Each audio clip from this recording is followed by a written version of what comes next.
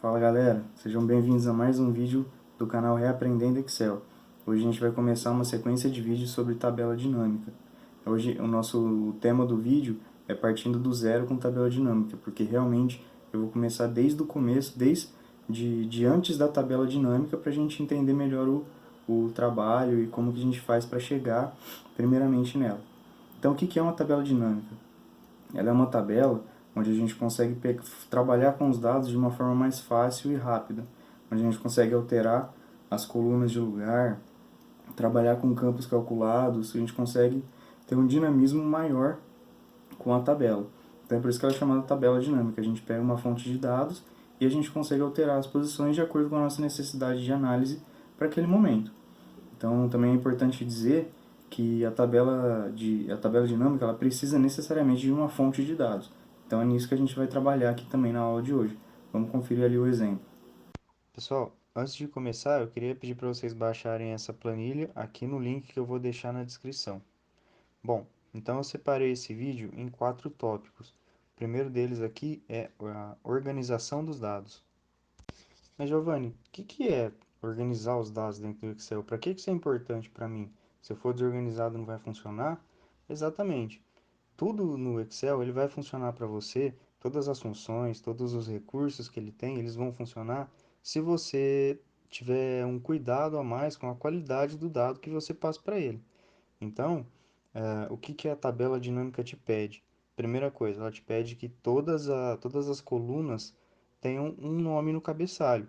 Por quê? Mais pra frente vocês vão ver que é isso que a gente vai puxar e que ele vai entender que é um campo. Então, tudo que tiver abaixo do cabeçalho, ele vai entender que faz parte daquela coluna. Então, primeira coisa, tem que ter todos os nomes das colunas, todos os cabeçalhos. Aqui no nosso exemplo, é cliente, o produto, o funcionário, a data e o valor. Se um deles não tivesse preenchido, na hora que a gente for criar a tabela dinâmica, ele daria um erro. Então, a gente perderia já esse tempo para entender o que está acontecendo, para ir lá e colocar. Primeira dica importante de ouro, então, é que tem que ter realmente o cabeçalho preenchido. E a segunda coisa é que as informações abaixo do cabeçalho, os dados, elas têm que estar no formato de banco. Porque senão, se você tiver, por exemplo, algumas células mescladas, ele não vai entender que aquilo é uma informação. Então, procura desenvolver a sua planilha que vai servir de fonte para uma tabela dinâmica. Procura desenvolver ela olhando para a planilha, não para a impressora. O que eu quero dizer com isso? Você não tem que tentar deixar bonito. Você tem que deixar correto, da forma que o banco de dados ele trabalhe bem e que a tabela dinâmica entenda o que está escrito lá dentro. Segunda dica, então, é nada de mesclar células dentro do nosso banco de dados. Isso você vai ter problemas não só para trabalhar com tabela dinâmica, mas como trabalhar com funções também. Você pode gerar uma série de erros. Então, deixa para mesclar célula quando você for realmente fazer um dashboard, uma apresentação um pouco diferente aqui dentro do Excel. Em banco de dados, a gente não mescla células. Então, isso é o que eu tenho para falar aí sobre a organização de dados. Eu também vou dando mais dicas aí mais para frente conforme a gente for avançando com tabela dinâmica. Mas, em resumo, tenha realmente um carinho, um cuidado da forma como você expressa os seus dados dentro do Excel, para você realmente conseguir ter um melhor desempenho aqui dentro. Então, vamos agora para o segundo tópico, que seria a seleção dos nossos dados. Eu deixei um tópico separado para isso, para mostrar para vocês alguns atalhos que a gente pode ter aqui no Excel, na seleção dos nossos dados. Então, eu vou passar esses atalhos para vocês e depois eu vou explicar mais um pouquinho. A gente vem aqui em cliente e eu quero selecionar esse conjunto de dados inteiro. O que eu posso fazer? Ctrl Shift para a direita, Ctrl Shift para baixo. Eu seleciono a minha tabela, tudo que eu quero transmitir para a minha tabela dinâmica. Então essa seria aí uma forma da gente selecionar a tabela. Segunda forma, voltando aqui para cima, você pode colocar em qualquer ponto aqui da sua distribuição de dados e segura o Ctrl e aperta aqui asterisco. E aí ele vai selecionar todo o conjunto também. Os atalhos eles podem ser uma forma da gente melhorar a nossa produtividade e algumas vezes não tirar as mãos do teclado para precisar colocar a mão no mouse. Isso é fundamental, você conhecer muitos dos atalhos, dos recursos que a gente tem para diminuir a quantidade de vezes que a gente tira a mão do teclado e coloca a mão no mouse. Então, procure sempre conhecer a maior quantidade de atalhos aí que você tem dentro do Excel. E aí, uma vez que você selecionou os dados, eu vou dar uma dica aqui importante, mas que não é obrigatório para a tabela dinâmica. Qual que é essa dica? É criar uma tabela. Então, eu viro aqui em inserir, aqui no canto de cima, e aí você vai criar uma tabela. Por quê? Uma tabela comum, né? Por que fazer isso? Porque quando a gente cria a tabela, a gente não, o Excel ele não se importa com a quantidade de linhas que ela tem. E aí eu consigo atualizar o meu banco de dados sem perder o vínculo na tabela dinâmica. Porque a tabela dinâmica ela te pede um intervalo de dados. O seu intervalo de dados que você vai dar para ela vai ser o nome da tabela. Então, quando você dá o nome da tabela, ele não se importa com a quantidade de linhas que tem. Se eu atualizar valores dentro da tabela ou adicionar linhas nela, o banco de dados, a tabela dinâmica, vai entender que ele tem que atualizar junto. Se não, se a gente fizer como um intervalo comum, ele só vai entender que seria da célula A1 até a célula E200, por exemplo, e fixo naquilo. Se eu adicionasse linhas embaixo, ele não entenderia isso. Então, por isso que é importante aí a gente trabalhar com tabelas, mas não é obrigatório. É só uma forma, uma boa prática aí para vocês. Então, a gente dá OK e deixa a tabela criada aqui. O nosso terceiro tópico, então, ele é realmente criar a tabela dinâmica. Então, eu seleciono aqui algum campo e vem tabela dinâmica. E aí, ele vai me abrir essa janela aqui. Tá vendo que aqui está escrito tabela 1? Se eu não tivesse tabela 1, se eu tivesse da forma convencional que eu tinha falado para vocês, estaria só escrito intervalo. E aí estaria fixo. Então esse é o primeiro ponto. A segunda questão que ele te pede, ele te pergunta se você quer uma nova planilha ou uma planilha existente. Ou seja, ele pergunta se você quer abrir uma nova aba ou se você quer colocar sua tabela dinâmica aqui dentro mesmo. Eu vou seguir com a nova planilha. E aí ele abre aqui esse campo para a gente. E é nele que a gente trabalha a partir de agora. E vamos mais uma vez aqui, como eu sempre falo para vocês, vamos ler o que o Excel está falando para a gente. Ele está falando aqui, ó, tabela dinâmica 1, é o nome da tabela. Para criar um relatório, escolha campos na lista de campos da tabela dinâmica. Ou seja, lembra que eu falei que os cabeçalhos seriam os campos? Os cabeçalhos, os nomes dos cabeçalhos estão aqui. Se a gente não tivesse um nome lá atrás, ele não entenderia nada aqui. Ou seja, por isso que é fundamental a gente ter esse, esse, esses cabeçalhos lá para servirem para a gente puxar os campos. Então, realmente, a partir de agora é só arrastar aqui para esses quatro itens, que são os filtros, as linhas, os valores e as colunas. Eu quero saber qual é o somatório de valor que cada funcionário vendeu por cada produto. Então, o que eu pego aqui? Eu arrasto o produto para as linhas. E ele vem aqui, produto 1, 2, 3, 4 e 5, porque são os produtos comuns que ele encontrou lá. Ele encontrou esses valores replicados em vários.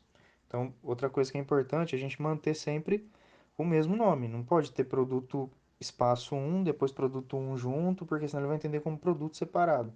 O nome do produto é importante ter o cuidado que eu estava dizendo na parte de organização dos dados. Ele tem que ser um nome só. E aí, aqui eu vou colocar funcionários nas colunas. Por quê? Eu vou ter aqui todos os nomes dos funcionários e aqui no meio eu quero que apareça o somatório de valor que ele vendeu. Então eu pego aqui valor e puxo para valores.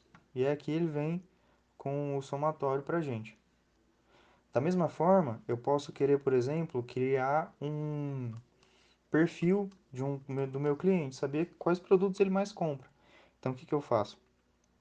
Seleciono aqui o cliente, coloco em linha, seleciono o produto e coloco em linha também. E veja que aqui tem uma hierarquia de dados. Se eu coloco aqui ele em cima, aqui muda, tá vendo?